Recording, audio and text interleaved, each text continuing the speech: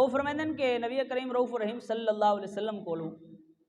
پوچھا گیا سئل رسول اللہ صلی اللہ علیہ وسلم ان اولیاء اللہ، نبی کریم رؤوف الرحیم صلی اللہ علیہ وسلم دا دربار لگا پہ اور محبوب علیہ السلام کو سوال کیتا گیا کہ اولیاء اللہ کون ہیں، اولیاء اللہ کون ہیں، ولی کون ہوں دے؟ محبوب علیہ السلام نے ارشاد فرمایا الذین اذا رؤوا ذکر اللہ، ارشاد فرمایا اللہ دا ولی او اے جے کو دیکھ کے خدا یاد آوے، اللہ دا ولی جے کو دیکھ کے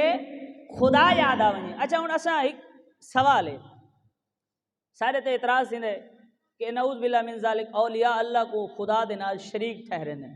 شریک بنے نے، اولیاء اللہ دی محبت اساں کہیں بھی دربار تے ونجوں اساں کیا سوچ کے ویندے ہیں؟ لال حسن دے دربار تے ونجوں، پیر سواگ دے دربار تے ونجوں، خواجہ غلام فقیر بارو دے دربار تے ونجوں، داتا حضور تے لگے ونجوں، خواجہ اجمیری دے دربار تے ونجوں، غوث اعظم دی بارگاہ وچ ونجوں، کیا سمجھ کے ویندے ہیں؟ اون دربار کو کیا سمجھ کے ویندے ہیں؟ کیا او کو خدا سمجھ کے ویندے ہیں؟ کیا او کو خدا سمجھ کے ویندے ہیں؟ بلکہ کیا سمجھ کے ویندے ہیں کہ اللہ دا نیک بندہ،